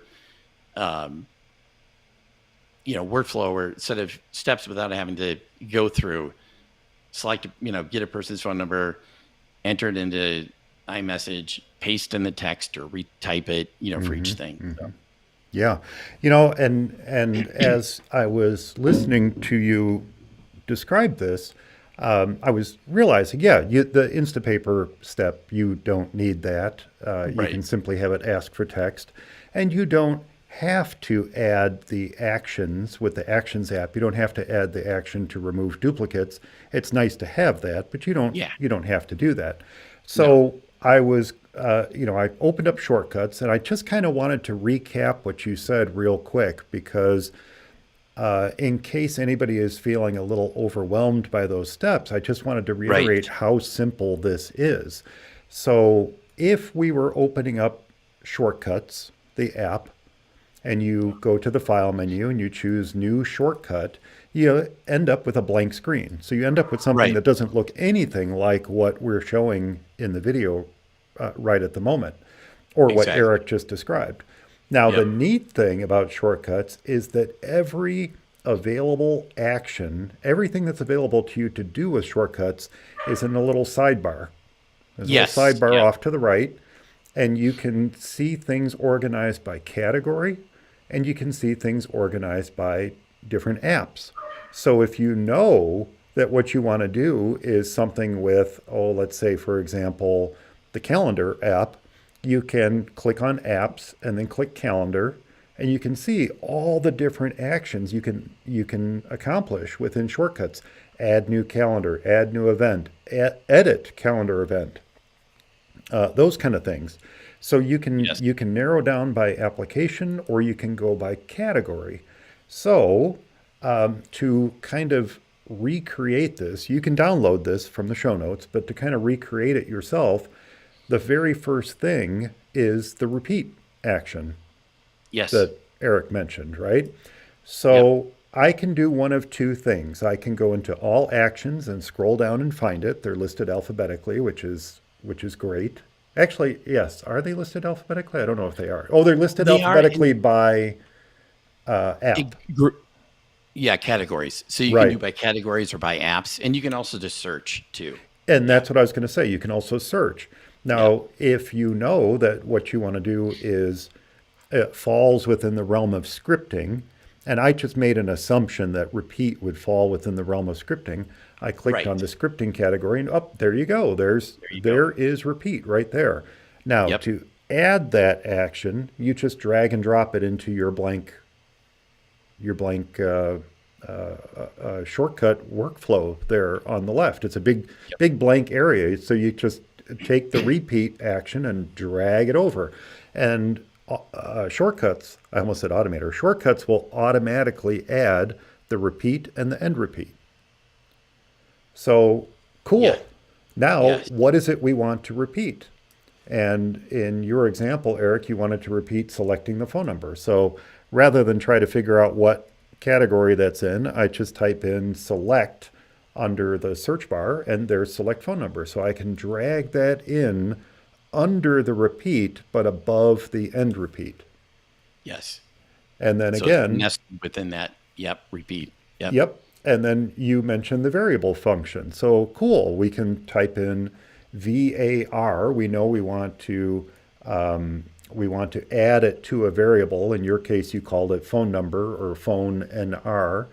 So I just search for VAR and there's add to variable. So again, I just drag it under select phone number and then I can edit the variable name right there and I can call it phone number or phone NR or whatever I want to call it. But as long as we're consistent there. And then you just continue that pattern all the way down. So under the end repeat is the ask for text. What text are we going to send folks? Now we've accumulated all these numbers, so what text are we going to send to these folks? So that's the ask for text action. And then whether we use remove duplicates or we don't use remove duplicates, that's whether you want to install the Actions app. But then we go to the repeat for each. And again, that's in the scripting section. We find repeat for each and there it is. And we can drag that in and then we can choose what repeat results are we working with here. And in your case, it was the deduplicated list, but in our case, it might be the, I can click on that. I can say, the phone number. There we go. Phone number. So I'm going to repeat on the phone number. Cool. So there we go. I'm going to repeat on the phone number. And then what is it I'm going to repeat with each one of these phone numbers? And that's the send command. So you're literally building this workflow. And I know I'm kind of mixing terminology here, but that's what it was called under Automator. I assume it's called something similar in shortcuts. Workflow, shortcut act, Yeah, but it's a workflow, and so you can either noodle around and play with various actions and run them and see if they provide the results you want. Now, if you're sending out text messages, you want to be careful and you want to use other steps to kind of just make sure that it's working the way that you expect before you start sending hundreds of people these messages. But you can play with it here, or just grab a piece of paper and write on it. Use logic to figure out what steps am I trying to accomplish. What is it I want to do with this workflow within shortcuts? Write it out and then try to reproduce that with the blocks made available to you within shortcuts. But it's really that easy. It's literally drag and drop. And then once that's all done, you can name it and save it, right? And you can even share it with other Macs, other people, or if it's something applicable, you could share it to your phone and use it there too. Exactly. And in fact, it'll be on your phone, provided your phone uses the same iCloud account and everything, it'll be there as well. And so, and the thing is too, and of course, like anything else, there's more than one way to do this. Mm-hmm. And I mean, I could have just had one repeat in here and had all the steps within there and said, the ask for text, ask user for input at the very top, type in the message there, and then just repeat repetitions and select phone number. And then instead of, adding the phone number to a variable, just say select phone number, send. Select phone number, send. So it just selects. And I did it this way. I just kind of blocked it off because ultimately how I did it for what I was talking about, was a little bit different anyway. So it works out nice with this. But again, the other really nice thing about shortcuts is, and they kind of started this in Automator, but what's really nice is it has an understanding of the data. And in fact, there is a shortcut action. It's show result, but there's also one, I can't think of but it figures out, what data you're working with and tries to, figure out the best way to deal with that. And so there's a lot of things and it doesn't always get it right, assuming what you're trying to do, but it does help you out a lot. And a lot of times if you just sort of look at it like, okay, I'm just trying to do these basic things. Initially, when I started using shortcuts, like I was describing before with the repeat for each, thinking I had to worry about indexes and all that stuff, that was what I wanted to do. And It wasn't working. And I'm like, I don't actually have to do that. So shortcuts actually makes it a lot easier. And so if you're coming at it from a non-programming background, you're probably almost better off. You probably might just think, well, it should just work like this, and more than likely Right. it will. Right. And you won't even really understand. But I wanted to talk about too, just a little bit, was ultimately this is really easy, and I wanted to just show this for somebody to kind of get their feet wet and kind of understand. But what I ended up creating for this person was a little bit more involved, and ended up being multiple shortcuts. And what we talked about before, data jar, I went through and I have a shortcut for adding people. So I added all the phone numbers first and saved them within data jar, along with their name. So it saves their name and phone number. And in this particular case, there was like 27 people or 27 phone numbers. And so that all gets saved. And again, like I said, data jar is a third-party app that you can store data into. And so I saved that shortcut works and just saves everybody. And then I have another remove person from data, so if we want to take somebody out, but then the send is a separate thing from those. So then when I go to send the actual text, it reads the people from data jar to actually go through and send the actual text. And when I create the message, I use a third-party app called Drafts. Now you could use Apple Notes, and I would have used Apple Notes, except for some reason I couldn't get it to work. There's some sort of bug in there. But to use Drafts, which is made by Agile Tortoise, I think. I might have messed it up. But anyway, it's a terrific application. And Drafts, basically, their whole tagline is it's where your text begins, when you want to write your first draft of something, use Drafts. And it has all kinds of actions in itself. And you have to have the pro subscription to it, which is like $20 a year. It's totally worth it to use their shortcut actions. But I did that. And so when you start typing it in there, it saves it to a draft. So if there's some problem, you don't have this big message that you typed out, and now you have to retype it out again. So Right. it saves the draft. If you hit cancel at any point, the draft is saved. When you come back, it'll read it from that draft and pick up from there. And then at that point, you can make sure your message is good. And then when you hit done there or okay, it will go through and then read data jar and do that send, that repeat for each again, the repeat with each, and then send to each person again. So in this particular case, it sent out 25 messages. 2 of them had invalid phone numbers, so they didn't go out. But and the person was able to use it and just type up. The other thing I added too was the name. So I store the name and the phone number. And so they have the ability to personalize the message. They can say, "Hi, Mike, just want to let you know, da da da. Hi, Bill, just want to, or they could just say the message. But it's kind of nice. You're sending out a separate message to each person to kind of use their name. And so in that particular thing, I used the nickname function within the contacts. So it's a little bit more involved, but it basically carries that out. And then once it's successfully sent, the draft gets archived. And so then when you run the send update text, it will pick out, you'll end up creating a new draft again. So, And I think the key to that, other than you recreated mail merge for messages, I think yes, I think the key to it that is. is that you had an itch to scratch, you had a problem to solve, and you were Right. able to use shortcuts. And despite the fact that there was some time involved in creating the shortcut that did what you Right. wanted to do, ultimately you ended up saving a lot of time. I mean, Yeah. imagine what it would take to send all these messages individually. You can do Yes. it, Yep. and when you're done, great.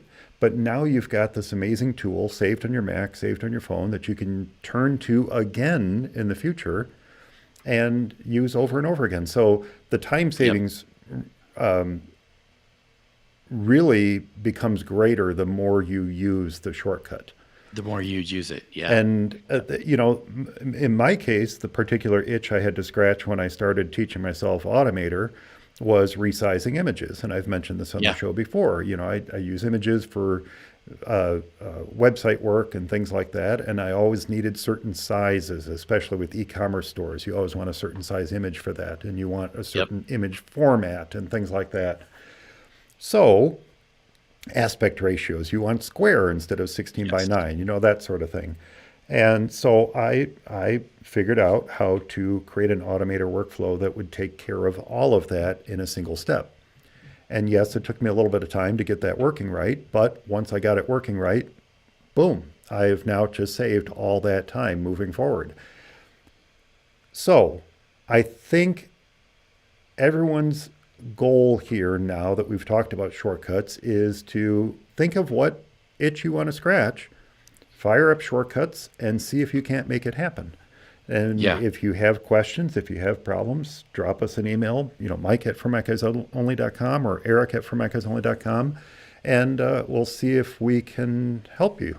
Yeah. I Definitely. have certainly done that with Automator workflows in the past, and I'd love to do it with shortcuts because that'll get me using it more too. Yeah. Yeah. And I was realizing as I was playing around with that and dropping blocks in and stuff, I think one of the reasons I initially wrote off shortcuts also is that a lot of the workflow actions in Automator that I used were preview related. And as I was going through the apps made available to me in shortcuts, preview was not listed. I thought, well, Oh. maybe this was the problem. Maybe this is why I didn't use it. But it turns out there's a whole section of actions in there just related to media that aren't necessarily related to previews. So that was Oh. my Okay. mistake for not investigating it. So I think that little search box is your friend. Yeah. When It is. you're trying to figure out if you can do what you want to do within shortcuts, use that search box and see if you can find it. And Yeah. it seems like more likely than not the answer is going to be in there. Yep. That's exactly right. And the one thing I would add to the the thing that you mentioned that you've got to scratch, itch to scratch, is that another reason to automate stuff or create something like this is maybe you're doing it for somebody that isn't, I wouldn't say computer literate, but isn't just, a heavy power user in the computer. And to do something like this, even just to send multiple messages. Now, if you had 3 or 4 people to send it to, that's not a big deal. But even for a person that's like, okay, now I gotta select, get this new person, and now paste the message in there, send, go to the next. You know what I mean? Just if that operation's kind of for the person that's doing it, you think, oh, that might be just a little bit much. Where I can create this where it's sort of push button, Mm-hmm. do this. Okay, now do this. Boom. That's another reason shortcuts are good too. And I have done different things like that just to make it easier for people, not even just with shortcuts, but with AppleScript and Automator too. So yeah, Yep, absolutely. All right. Well, that's awesome. That's at least a good start with yeah, automation on the Mac, at least in terms of shortcuts. And as always, if anyone has any questions or problems with it, just drop us a line, and we'll see if we can help you. yeah. Now, real quick, before we wrap up the show, we have been sharing a new Essential app every week since we did our Essential Apps episode in January. We had so many to cover that we thought, well, let's just do one new one every episode. Yep. And last episode we did 2. So I guess technically we don't need to do one, but I'm still going to share an Essential app. But That I'm going to sounds make good. this one of the simpler ones that I have on my list. It's just, I was talking about resizing images and trying to determine what size an image is and all that kind of stuff. And this little tool sometimes comes in handy. I don't use it all the time, but I do like to have it on my Mac. And the one of the benefits of it, even if you only use it occasionally, is that it's a free tool. And the word free is right in the name. And the name of this app is Free Ruler. And you can find it in the Mac App Store, and we'll put a link to it in the show notes. But it is a very, very simple app that when you run it, puts a couple rulers on your screen, a horizontal ruler and a Oh, vertical that's ruler. sweet. And you can drag this ruler around on your screen anywhere you want to. So if I want to measure this little window of our live stream as we're talking, I can just drag the edge of the ruler right to the edge of that window, and I can drag the vertical ruler right to the edge of the window, and I can see exactly what size this window is. It's 525 by 965. There you go.